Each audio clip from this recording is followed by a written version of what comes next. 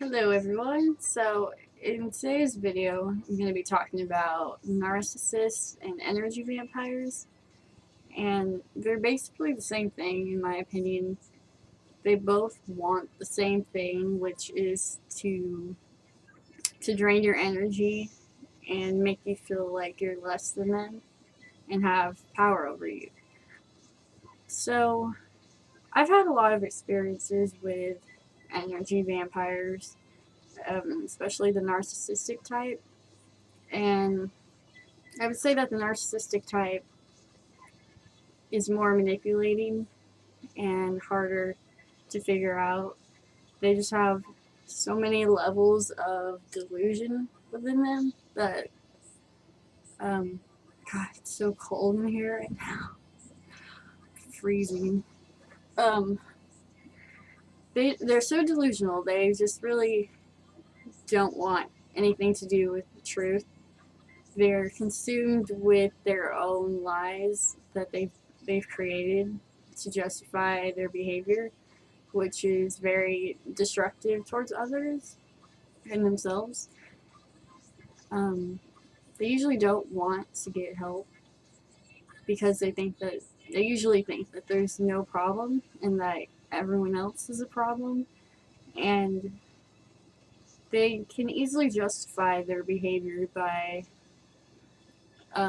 not letting go of something that happened in the past that caused them a lot of trauma and pain. And so they just develop this mindset that everyone's out to screw them anyways, so they might as well do it first. And it's really it's really unfortunate that they can't um, have just have the courage to go within themselves and face the problem and deal with the past in a healthier way instead of dwelling on it forever and letting it consume them every day. Um, so I came from a household recently that contained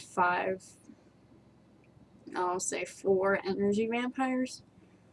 They they seemed to really be drawn towards me when they had a problem because they knew that I would listen and I would show concern and compassion for them, and I would try to do whatever I could to help them, at least in some way, to let them know that it's going to be okay and they're not alone during the hard times. Um, because they really couldn't be there for each other. And at first, I didn't realize what they were doing to me, but I was just like food to them. I wasn't a human being, I was a meal.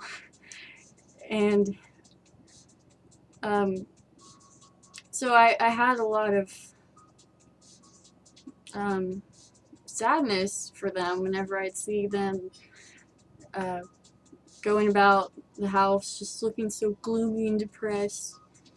And I don't know, I guess it was just either they really truly did feel that way, or they knew that it would trigger a response from me and it would get me to go ask them, what's wrong? You want to talk about it? I'm here for you if you want to talk. And it would never go both ways. If I had a problem, I couldn't just talk to one of them because they would end up telling me that it's my fault. And maybe it was my fault because we all are co-creators with the universe, so we all do attract the people and situations into our lives that we attract. But still, it'd be nice to have a compassionate ear, someone that actually cared, and I wasn't receiving that there. Um, and the worst part of it was that they were my family, my closest family, and they're also the only family members that I have here in Texas. The rest of my family is mostly in California and other places around the United States. So I really had to realize that I couldn't depend on them to be there for me. And they never really were there for me to begin with. It was more like I was being programmed from the very beginning to be like a servant to them and to just go along uh, with whatever they wanted me to do. Um, my grandparents are conservative Christians, but they don't really go by, they don't practice what they preach. Um, but they wanted me to do that. They wanted me to practice what they preach. And they seemed to really believe that they knew what was best for me in any situation. Um, but yet they weren't happy with their lives. And you can just see it on their faces. They couldn't hide it. When there was no one else around besides me and the rest of the family, they just looked miserable. But as soon as someone else, like an outsider, would come over, they would put on this fake happy persona and somehow try to pretend like everything's okay. And I really learned a lot from being around them. So I could see the purpose of that and how it actually has helped me with my life path from facing the things that I did when I was living there. No matter how uncomfortable it was, and painful and traumatic, I still learned so much. So I see the reasoning for that and why they were put into my life. But there were times when I just felt like I could not go on and I had nowhere to go. It was mainly when I was a teenager and I had to rely on them. I was really depressed and suicidal, and I was physically harming myself almost every day, and everything in my life, it just seemed so dark and just terrible. And I feel like they they must have known that they caused it in some way by singling me out and making me the black sheep of the family, because I was really hard for them to control and to manipulate. But they never owned up to it. They never admitted to anything that they did to destroy my innocence and my childhood. And I wasn't a bad kid until until I moved in with them. I was raised by my mom and my grandma on her side until I was 10 years old. And my mom um, thought it was time maybe I can try living with my dad and his side of the family for a while, along with my brother. And that's when I just really felt like I'd changed so much, because there was no structure with them at all. We were allowed to eat totally unhealthy as much as we wanted to. Nutrition was of zero importance in that household. Um, we were allowed to stay up pretty much as late as we wanted to, and I started sneaking out of my bedroom window when I was about 11 years old. I'd go hang out with the neighborhood kids down the road and just we would break into abandoned houses and do seances and tag graffiti on the roads and just like stupid stuff like that. We none of us at that time, us children that lived on the road, none of us had structured lives at home, and we kind of became like our own family. So I want to talk a little bit about some of the experiences I had around my family. And I don't want to say anything just to tear them down, but really I know that it will help people to know that they're not alone if they have a family like this that makes them feel like shit every day for no reason. So the biggest energy vampire in my life is my grandpa on my dad's side.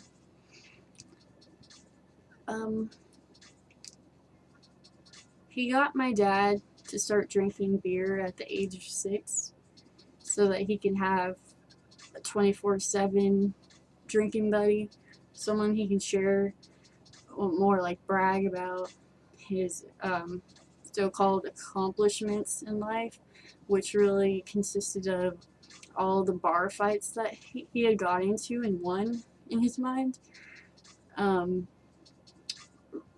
Running from the cops and high-speed chases. A lot of things like that you really shouldn't be proud of. He started buying my dad, when he was 6 years old, 6-packs of beer. And he tells me, because this is something that he openly admits, and he tends to talk about it like it's sort of funny or ironic, that he didn't know better back then. And he says that just nobody really knew that beer was bad for you. And my dad was born in 1969, so this is when he was about 1975. I'm pretty sure that people knew at least a little bit that drinking cans of beer as a child was not a good idea, and that was not good parenting. But he's a narcissist. I mean, he's just going to keep denying that he made any bad choices. So, needless to say, my dad never really grew up. And I don't just mean like, oh, I'm a child at heart, I enjoy the little things in life. I mean, like, he doesn't know how to deal with social situations, unless he's drunk or has a beer in his hand. He's never lived away from my grandparents, and he's almost 50. So, I never really had, as a child, of course, I didn't understand what family I was brought up in, what kind of family, what was going on. So, I had to learn it as I went and as I acquired knowledge. And it's really devastating to me that there's people that can be so ignorant when it comes to parenting. And I'm a mother of a 9-year-old, but I know I'm not a perfect mother. My son lives with his dad and has been for the last 2 months, and this is as long as we've ever lived away from each other. And that's because I moved out of my dad and grandparents' destructive household, and I didn't want my son to go to this ghetto school that I went to when I was his age out here in this area where I moved to with my husband and his mother. So I talked to my son about it, and I gave him the choice if he wanted to move here, but I was honest with him about the schools. They're really not the best at all, and he's a straight A student right now at the school that he's been going to since kindergarten. So I gave him the option to live with his dad, and so we decided that'd be best for him. I felt like I couldn't really be the mother that he needed while I was there living at my dad's house, and I just really wanted him to get out of that house because I can see how my family was training him to be one of these chauvinistic males who felt like they're better than everybody else, or especially that they had power over women just for being a man.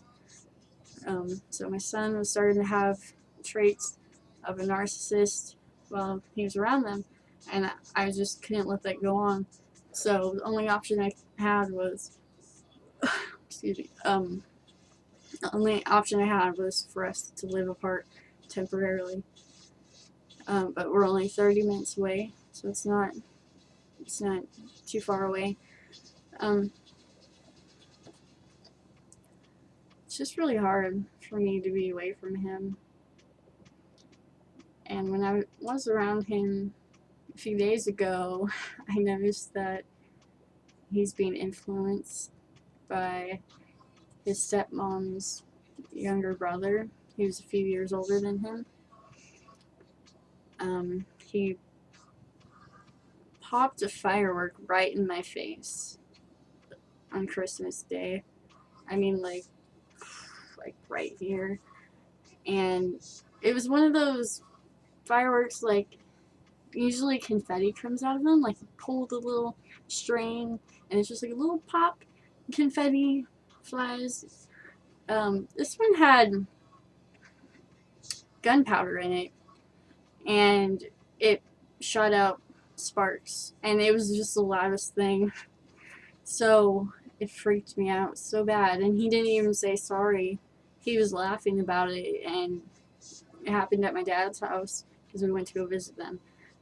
My dad and my brother and my grandparents were all laughing because they thought it was funny, and I was just standing there in shock, like, what the fuck just happened? I thought someone shot me in the face with a gun, and I was just temporarily traumatized. And I guess I can be a drama queen, but I can't help it. Like, I'm afraid of guns. I have a phobia of guns. I don't like being around them. I don't like hearing them go off. So, yeah, I was like, wow, why would my son do this? So, that's pretty disappointing. I think he's really being influenced by this kid that he's around every day. And hopefully it's just a little stage that he's going through. And he'll grow out of it, I'm sure. He did so many things after that I just could not believe, and he just would not listen to me. I'd have to repeat myself like 5 times for him to even turn around and give me any sort of recognition, which it was never like that when I was living with him. It wasn't that bad. So, yeah, that's how my Christmas went. And spending time at that house, my son did not want to leave when I was ready to go. It was really hard for me to be there. I ended up smoking weed, a lot of weed, and I hadn't smoked any besides, well, it had actually been exactly to the day 1 month since I had smoked one little tiny hit of weed, and it was some really low grade stuff last time I smoked, so it barely did anything to me. And at my dad's house, it was some really high grade stuff, that my brother had, and it was pretty blown, and I just felt like I was drunk. I didn't like it at all. Anywho, so this video is getting pretty long. I need to get to the point. So, I want to talk about narcissists, really. I want to tell you guys some traits to watch out for. So, let's see. I have some things written down right here.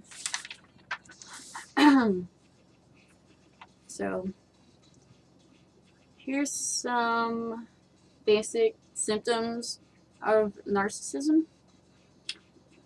0 compassion for others. They just don't have empathy. Incredibly self-centered. They treat people like objects. They're happy to destroy the well-being of others. They cannot deal with anyone who challenges them or disagrees with them. That's something I dealt with a lot at my dad's house. Overly competitive in all aspects. Uses manipulation to get what they want. Money, power, status. Can turn family members against one another or friendships. I can't even get into that in this video, but I know that one very well. Tries to assign different contradictory meanings for words. So they might say, like, I don't